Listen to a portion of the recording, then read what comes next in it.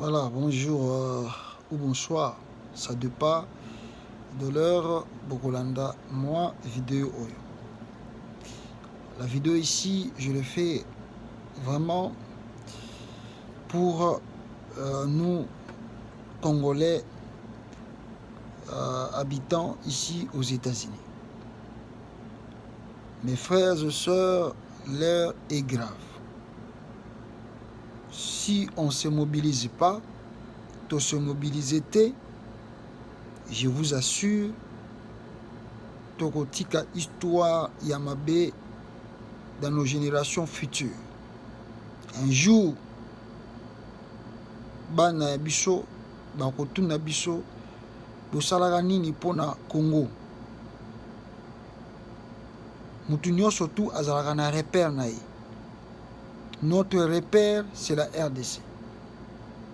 D'ailleurs, nos ancêtres nous enseignent par des adages. Balobara biso. Entre mutakufi na mutu na bozana guerre ya ko bengana munguna eloko liboso fu bosala bo bengana munguna après boye ko kunda ebembe. Dans le sens où soki bokundi bo weleli ko kunda ebembe munguna ye azui mabele na bino, vous manquerez là où bokoki ko enterrer mutu na bino akufaki. C'est trop profond. Aujourd'hui, au moment où je vous parle, le danger est à la porte de la RDC. Il y a des gens qui le minimisent. Certains journalistes, la blague, surtout qui sont proches de Tulombo, la blague. Mais si vous regardez la façon dont Kati Minembwe, vous allez se rendre compte qu'il y a quelque chose qui se prépare.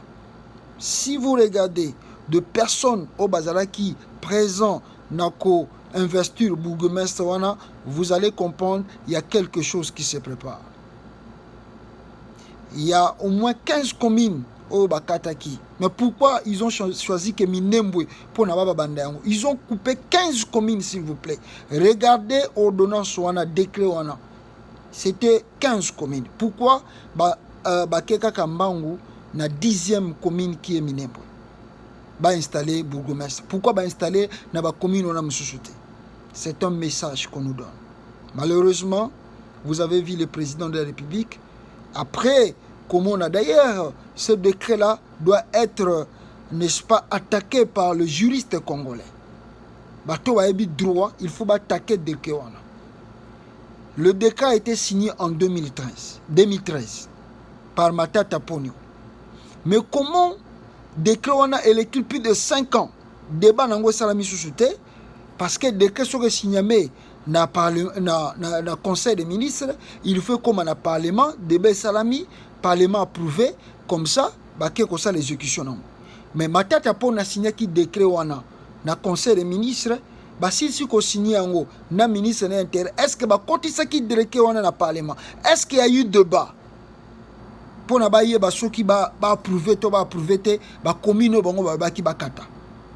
Mais soki ba na série na bango ba approuver ki yango. Mais comment na moment où tout Kabila vandi na pouvoir wana batikala ko exécuter plan ya Minembwe te? Comment se fait kaka Félix Tshisekedi a commis président lobby awa ndebake bakata Minembwe? Et comment commune?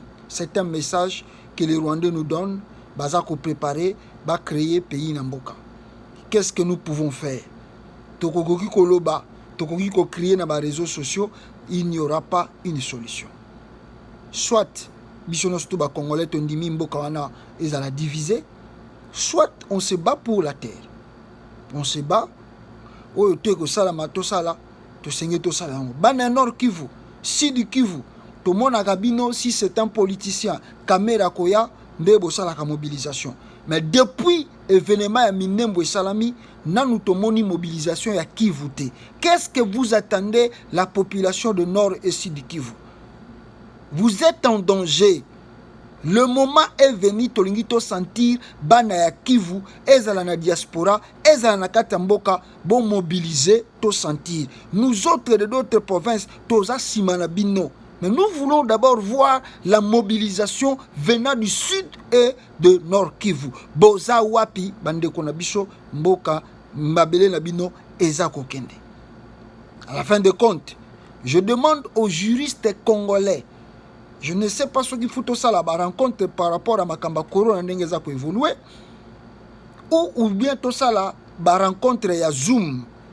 L'idée est tout ça ko étudier yango, soit tout ça la rencontre, il y a rencontre physique, soit tout ça là par Zoom. Mais ce que nous voulons demander, na batu tout bazan na kati ya États-Unis. Nous demandons aux juristes, des hommes de droit, et nous demandons aussi les gens qui maîtrisent la politique internationale, de relations internationales, aider biso, parce que nous devons écrire des lois et des textes, plutôt nous allons écrire des textes oyo futo memayango na département oyo s'occupaka na affaires étrangères. Pourquoi toko memango kuna? Parce que toko kende ko déposer yango poto yeba ambassadeur oyo amer banda komi na Congo akomi lokola ministre intérieur ya Congo. To yebite il y a parmi le Congo, nous avons je ne sais pas combien des ambassadeurs dans ce pays. Pourquoi yeka kande mtakende kina minembo akende kovanda na mabele ninga vanda kiwana? C'est ça la mission batindela qui est na Congo. Je vous avais dit, tant que moni mundela azako lia ba maki, azako lia ba kuanga, boka ni sateke non, azana bino. Arozane mutuya ya masolo mususu, mais azosala bino semblant, loko azana bino, mais ayeli mission. Boyebi mundela était. Botuna noir américain ko bino, qu'est-ce qui est un homme blanc? Noir américain. Oyi mundela était mundela azosala sentiment no, loko la biso batu mwindu, surtout en Afrique. Soko moni poso pembe zo mona ke ya lingi biso. Mais il y a une mission au batinda qui est fois kokisa.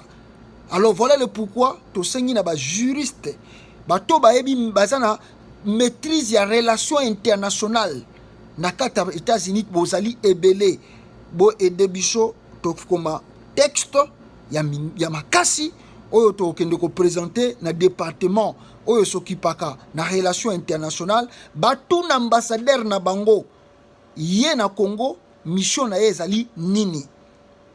Et de deux, Kalamingite, ba marche ezako banda contre l'ambassadeur wana.